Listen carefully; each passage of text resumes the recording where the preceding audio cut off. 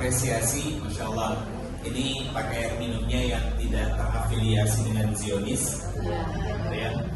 Semoga nanti ke depannya semakin makmur masjid ini, semakin besar peluang amal soleh. Mudah-mudahan yang punya kue berkelebihan secara harta, ingin mensupport dakwah, bisa tuh beliin kue yang nanti dibagi-bagi sama ibu-ibu yang datang ke ngaji di sini juga. Gak perlu banyak kita melakukan amal soleh, tapi satu tepat sasaran itu jadi amal soleh yang terus berkesinambungan sampai kiamat.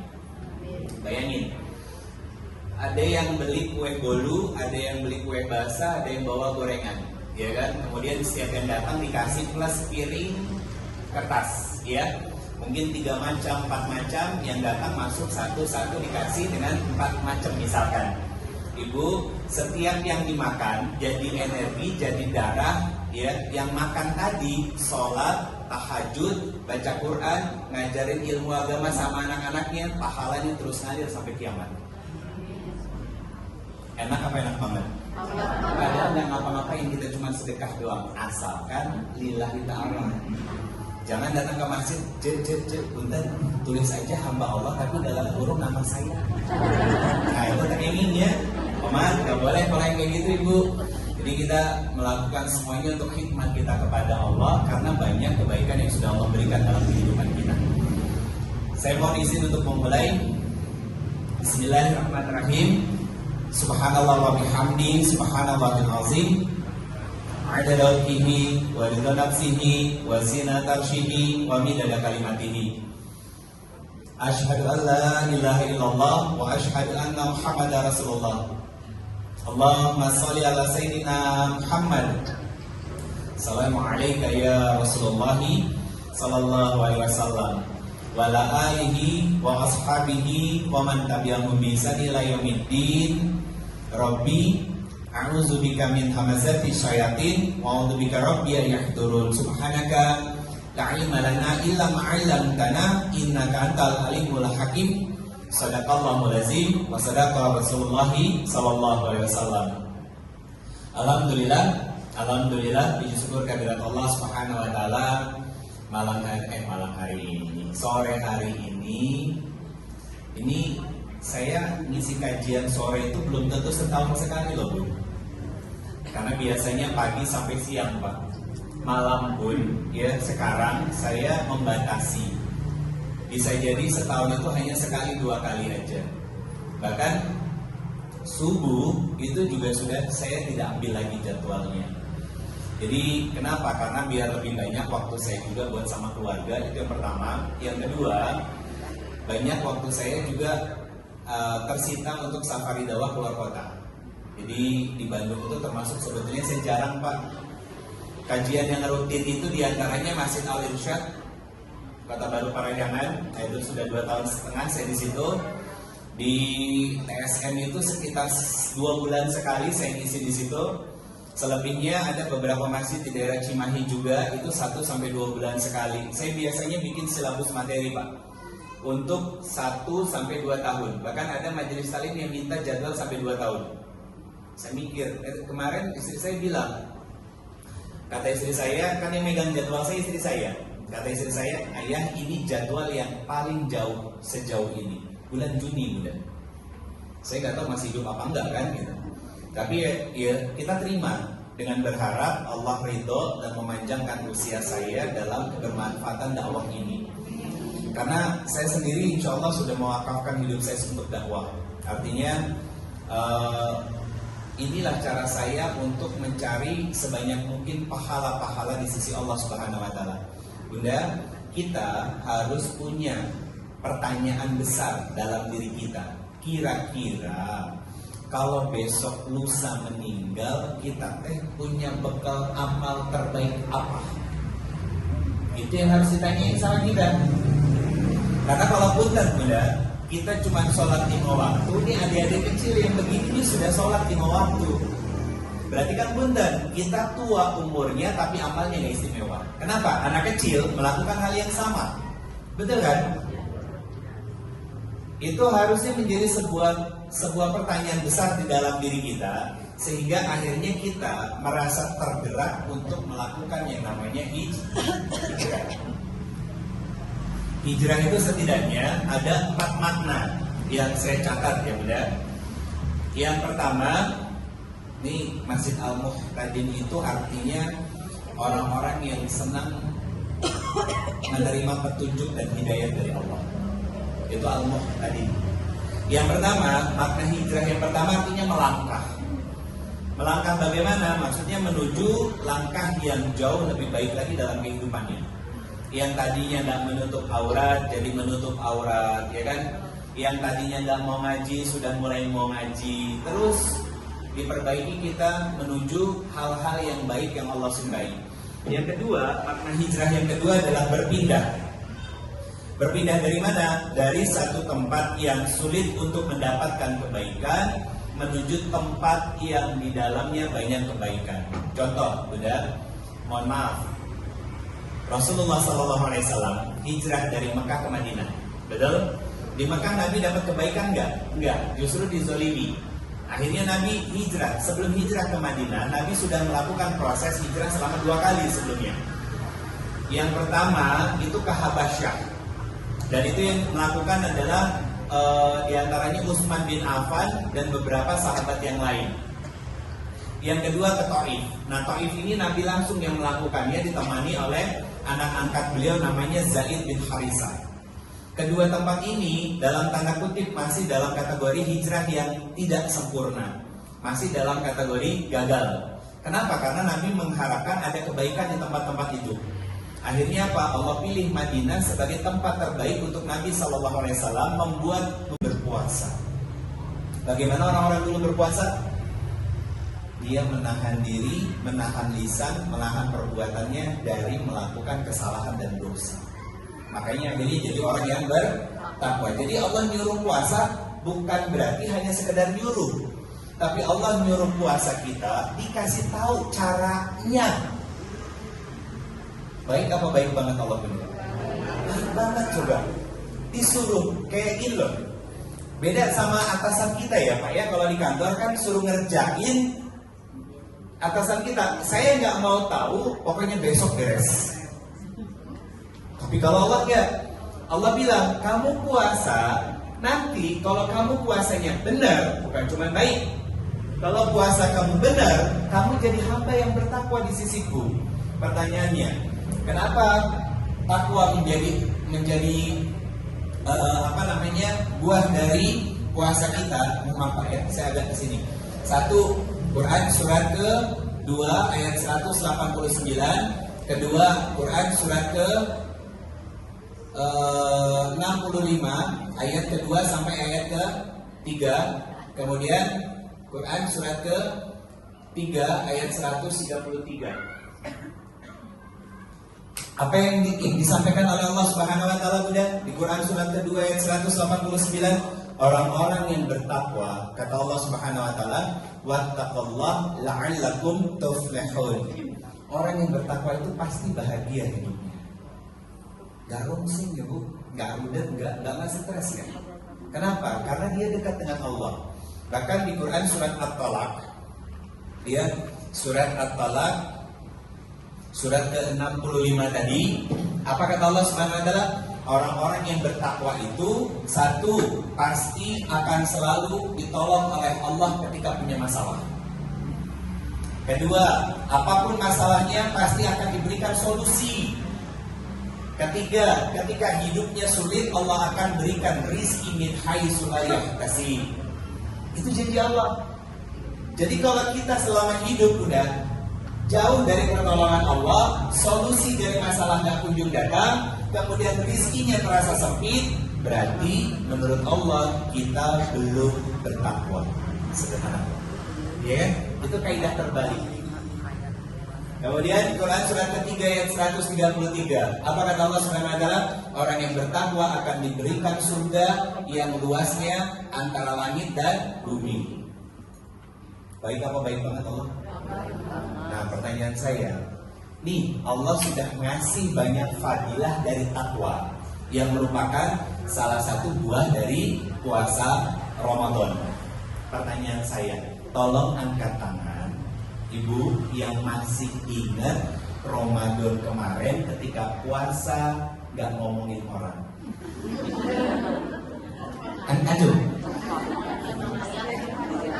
jangan pura-pura lupa, ya.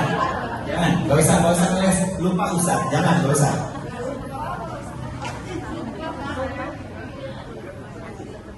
Ngacung siapa yang gak ngomongin orang selama 1 bulan puasa? Saya belum ketemu Bunda. Dari banyaknya majelis yang saya datangi dengan pertanyaan yang sama, ada yang ngacu nggak ngomongin orang.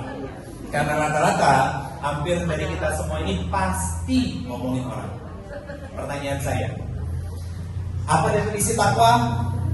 Melakukan apa yang Allah perintah dan meninggalkan apa yang Allah larang. Pertanyaan saya, ngomongin orang perintah Allah atau larangan? Kenapa dilakuin? Gak sadar itu sekali, berkali-kali namanya hobi. Hilang kesadaran. Iya kan? Itu namanya hobi, Bunda. Nah itu yang sering jadi masalah, makanya Allah kasih kesempatan kita ketemu bulan Rajab. Bulan depan insya Allah sudah masuk bulan Sya'ban, dan awal Maret insya Allah kita sudah masuk bulan Ramadan. Kenapa? Untuk memperbaiki apa yang salah di Ramadan tahun lalu dan menyempurnakan apa yang kurang di Ramadan tahun lalu. Allah baik kan sama kita? Itu namanya merefleksikan diri, introspeksi, sehingga akhirnya nanti apa? Ada proses hijrah yang terjadi dalam kehidupan kita, berubah jadi lebih baik lagi. Nah, tadi yang dibaca oleh ustazah kita Quran surat An-Nisa surat keempat ayat 100. Betul ya saya? Ya. Suaranya bagus sudah. Istrinya siapa, Pak? Ada suaminya? Ada. Oh, lagi tidak ada di sini. 1 Quran surat keempat ayat 100. Yang kedua, yang sejenis dengan ayat itu Quran surat kedua ayat 218. Kalau surat An-Nisa ayat 100 tadi, itu asbabun nuzulnya adalah tentang seorang laki-laki yang selama hidup kerjaannya bermaksiat. Makanya kata Allah, wa ma yuhajir fi sabilillah yazid fil ardi ghurama. Muraghaman katsira wa sa'at. Jadi Allah bukakan jalan seluas-luasnya buat orang-orang yang mau memperbaiki diri. Lanjutan ayatnya apa? Kata Allah, barang siapa meninggalkan rumah dan kemudian niatnya hanya berhijrah kepada Allah, kemudian dia meninggal, maka Allah akan ampuni semua dosanya. Kenapa? Udah. Ini ada kisahnya ayat ini. Jadi ada seseorang yang sudah membunuh 99 orang. Datang ke seorang ulama, mengakui banyak dosa di dalam diri dia. Akhirnya apa kata ulama tersebut? Allah tidak akan pernah mengampuni dosa-dosa besar yang sudah kamu lakukan. Akhirnya apa yang dilakukan sama orang tadi? Membunuh ulama tersebut sehingga genap 100 orang. Akhirnya dia datangi ulama yang lain, dan akhirnya ulama itu menasehati dia bahwa hijrahlah kamu ke satu tempat di negeri yang jauh di sana untuk bertemu dengan seorang guru yang sangat bijaksana, dan belajarlah. Allah SAW adalah orang yang akan pertama masuk ke dalam surganya Allah Subhanahu wa taala. Umat yang pertama dibangkitkan umat Nabi Adam alaihissalam. Tapi umat yang akan pertama masuk surganya Allah Subhanahu wa taala adalah umat dari Nabi sallallahu alaihi wasallam. Sebelum semua umat Nabi sallallahu alaihi wasallam masuk, tidak ada umat yang lain yang boleh masuk ke dalam surganya Allah Subhanahu wa taala. Itu rahmat Allah. Makanya Bunda, Nabi sallallahu alaihi wasallam mengatakan begini, ini berita baik buat kita semuanya. Apa berita baiknya? Kata Nabi sallallahu alaihi wasallam, seluruh umatku akan masuk ke dalam surganya Allah Subhanahu wa taala. Berita baik? Ya. Tapi ada lanjutan hadisnya.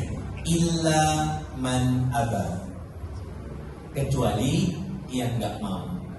Coba. Allah nyediain surga buat umatnya Nabi Muhammad SAW, tapi kata Nabi, ada dari umatku yang gak mau masuk surganya Allah. Kayak gini Bunda, kita sebagai orang tua masak makanan kesukaan anak-anak kita, disediain di meja, anak-anak tinggal makan, anak-anak bilang, "Mah, nggak mau."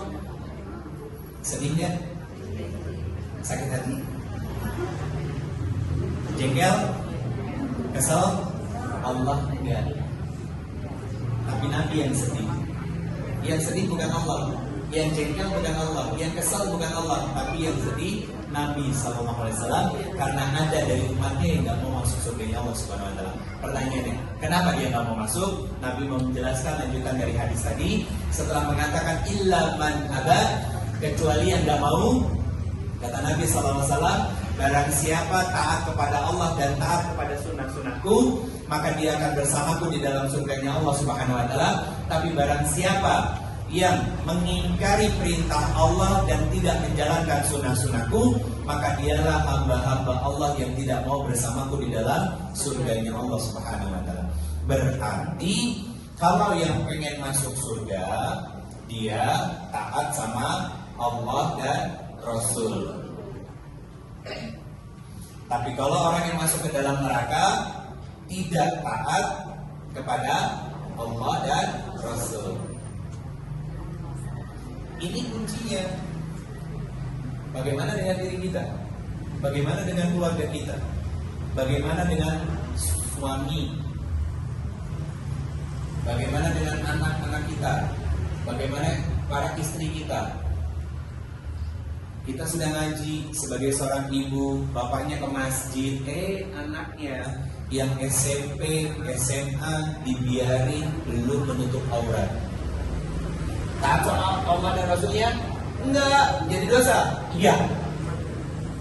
Karena banyak yang menyebabkan orang tua masuk nerakanya Allah itu tidak selalu dosa dari orang tuanya, tapi karena orang tuanya tidak mendidik anak-anaknya, sehingga anak-anaknya bermaksiat yang akhirnya menyeret orang tuanya masuk dalam nerakanya Allah Subhanahu Wa Taala. Lebih parahnya lagi apa? Punya anak sudah tidak menutup aurat, dibiarin pacaran. Durhaka sama Allah double itu. Menutup aurat kan perintah Allah. Dalilnya ada dua. Satu, Quran surat ke 24 An-Nur ayat 31 dan Quran surat ke 33 ayat 59. Ini dua ayat tentang hijab. Yang pertama di surat An-Nur sebutannya yaitu kerudung, yang kedua jilbab. Apa bedanya? Kerudung itu biasanya atasnya ditutup, bawahnya masih pakai celana, atau pakai baju 3/4, bawahnya pakai legging dan lain sebagainya. Nah itu kategorinya kerudung, lekuk tubuhnya masih kelihatan. Tapi kalau jilbab dari atas sampai bawah, lekuk tubuhnya nggak kelihatan dan pakainya syar'i. Nah itu dua kategori. Ya, nggak ada ibu punten yang cuma dicangkol doang gitu. Yang sebetulnya itu juga bagian dari kerudung, ya. Tapi kalau penjelasan dari mazhab Imam Syafi'iyah, ya, kalau kerudung itu tertutup, ya kan, tapi lekuk tubuhnya masih terlihat. Biasanya yang biasa kerja di kantor, ya kan, harus pakai celana bahan, nah itu sudah masuk dalam kategori menutup aurat, tapi kategorinya kerudung. Tapi kalau sudah menutup pakaian dengan syar'i, mungkin pakai niqab dan lain sebagainya, padahal di mazhab Imam Syafi'i pakai niqab, pakai cadar wajib hukumnya. Kan Indonesia Syafi'iyah. Nah, itu yang kita nggak paham. Tapi malah kebanyakan dari kita mencela orang yang karena orang yang itu sih ninja. Dosa karena mencela syariat Allah. Ulama besar kita Imam Syafi'i itu mewajibkan menutupnya. Kenapa? Wanita yang menutup wajahnya dengan tutupan, ya 2 tahun COVID, betah kan pakai masker kemana-mana. Ayo begitu COVID-nya hilang dibuka lagi semuanya, gitu kan? Kenapa dia menutup wajahnya? Karena dia punya kesadaran wajahnya yang cantik biar suaminya saja yang melihat. Kan makin solehah dia kan, makanya Allah makin sayang sama dia dan Allah munculkan rahmat buat dia. Istri saya pakai nikah, bukan saya yang nyuruh, dia yang minta sendiri. Sebelum istri saya pakai nikah, putri kami dulu udah, yang masih sekarang kelas 5, dia pakai cadar itu dari kelas 2. Dan itu udah pakai sendiri, gak disuruh, gak minta. Dan kemudian disusul sama istri saya. Dan saya gak perintahkan. Saya cuma bilang, kalau bunda nyaman, sok mangga, ayah izinkan dan ayah itu. Dan itu jadi pahala buat dia. Dan saya juga dapat pahala. Kenapa? Karena mengizinkan dan mendidiknya mengarahkan pada sesuatu yang memang baik dan diperbolehkan. Nah itu kita harus paham bunda. Bunda ngaji ya, berikan itu, berikan dia, ketemu Ustadz Anu dan lain sebagainya. Tapi kalau anaknya masih pacaran, durhaka sama Allah. Istri kita, anak-anak kita, ya kan? Lebih pagi kita bangunin keluarga kita untuk sahur bersama, ya kan? Kemudian makan buka puasa bersama. Bahkan puncaknya Idul Fitri kita satu sama lain saling memaafkan. Itu keluarga. Gak akan bisa sampai ke titik itu menikmati amal soleh dalam bulan Ramadan sehingga kita bisa menjadi hamba yang bertakwa kalau gak ada proses hijrah yang dilakukan, memperbaiki diri. Kalau dimulai dari mana? Dimulai dari kita sendiri. Di pulang ke rumah ajak ngobrol suami, Pak, ternyata kita tuh gak sadar, anak-anak tuh udah gede, anak-anak udah dewasa, kita mau ketemu bulan Ramadan lagi. Yuk Pak, kita sama-sama evaluasi amal-amal kita yang sebelumnya. Jangan-jangan kita merasa selama ini sudah beramal dan seolah-olah tercium wangi amal soleh itu bukan karena amal solehnya berkualitas, tapi amal soleh itu rusak terbakar oleh riya. Iya kan? Itu. Kadang kita selalu kepedean gitu. Seolah-olah kita tuh wangi kemana-mana. Masya Allah ibu, wingaos, alhamdulillah. Iya. Ada yang begitu banyak. Pulang haji dipanggil nama, gak nengok dipanggil Pak Haji. Kelihatannya wangi. Tapi kalau perilakunya seperti itu wangi bukan karena amal soleh berkualitas, tapi karena amal soleh yang terbakar karena riya di dalamnya. Pengen dianggap, pengen dipuji dan lain sebagainya. Udah semua yang dirahmati Allah Subhanahu wa taala dan ayah-anda semua yang dirahmati Allah Subhanahu wa taala, ini momentum bagus untuk kita memperbaiki. Kenapa? Dari keluarga kita sama-sama untuk berproses untuk berhijrah. Enaknya Islam, tujuannya jelas. Tujuannya jelas. Di mana tujuannya? 1. Quran surat 52 ayat 21. Terus apa amalannya? Quran surat ke-13 ayat 22 sampai 24. Quran surat 52 surat At-Tur ayatnya 21. Apa kata Allah? Orang-orang yang beriman bersama dengan keluarganya, anak cucu keturunannya akan Allah persilahkan masuk ke dalam surganya Allah dan sedikit pun tidak dizolimi oleh Allah. Berarti jelas ya, hijrah kita dan beramal solehnya kita tuh mau kemana? Ya kan? Karena pengen masuk ke dalam surganya Allah. Dan masuknya itu nggak sendiri, tapi sama keluarga, sama suami, sama istri, sama anak-anak, sama anak cucu keturunan kita. Sebagaimana yang selalu kita doakan di Quran surat ke-25, surat Al-Furqan ayat 74, Rabbana hablana min azwajina wa dzurriyyatina qurrata a'yun waj'alna lil muttaqina imama. Kata siapa? Kata Allah, kalau pengen kamu, pasanganmu, anak keturunanmu menjadi orang-orang yang bertakwa, maka mulai dari dirimu memperbaiki diri dan berhijrah kepada Allah. Kemudian ajak keluargamu. Nanti kamu dan keluargamu aku persilahkan masuk ke dalam surga. Dan ini janjiku, kata Allah. Pertanyaannya, apa amalannya? Buka Quran surat 13. Surat Ar-Ra'd ayat 22 sampai 24. Sudah, besok-besok kalau Allah izinkan saya datang ke sini lagi, bukan hanya karena saya yang datang atau ustazah dan ustaz yang lain datang, biasain ngaji itu bawa pulpen, bawa buku. Dan kalau nggak dicatat mah barho, bubar. Jangan dulu sampai di rumah tak keluar pintu masjid, namanya tadi dicatat. Jadi biar sampai di rumah dibuka lagi, ya kan, terus ngaji sama suami, papa ini begini, ini begitu dan lain sebagainya. Jadi Quran surat ke-13.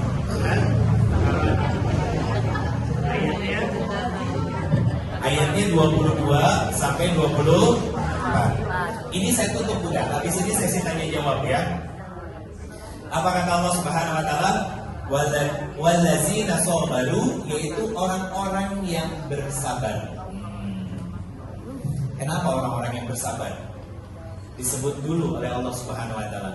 Karena sabar itu bukan hanya dalam ujian kesempitan, tapi Allah minta kita untuk sabar juga dalam ketaatan. Makanya kata Allah, orang-orang yang bersabar, lanjutan ayatnya apa? Karena mengharap ridho dan rahmat dari Allah Subhanahu wa taala, dan mereka juga tetap bersujud melaksanakan sholat kepada Allah Subhanahu wa taala. Apa kata Allah? Kata Allah Subhanahu wa taala, kami berikan kepada mereka, ayat 23-nya, yaitu, ya kan, mereka akan diizinkan masuk ke dalam surga nggak sendiri, sama pasangan, anak cucu keturunan. Disebut sama Allah nama surganya surga Aden. Di mana letak surga Aden? Surga tertinggi, tapi yang bukan paling tinggi, ada di bawah surga Firdaus. Surga Aden. Amalannya apa? Sabar. Sabar ngapain? Sabar dalam ujian kesempitan, sabar dalam ujian masalah, dan sabar dalam ujian ketaatan. Dengan niatnya sama. Apa? Cari ridho Allah. Kalau Allah sudah ridho kepada amal soleh yang kita lakukan, maka Allah berikan rahmatnya. Kalau Allah sudah berikan rahmatnya kepada kita, bukan hanya kita, tapi kita dan keluarga akan masuk ke dalam surganya Allah. Bahkan sebelum masuk, yang tadi saya belum masuk masjid sudah disambut sama panitia. Buat saya itu satu apresiasi dan saya ngerasa bahagia. Nanti sebelum masuk ke dalam surganya Allah, namanya surga Aden, berjajar malaikat-malaikat.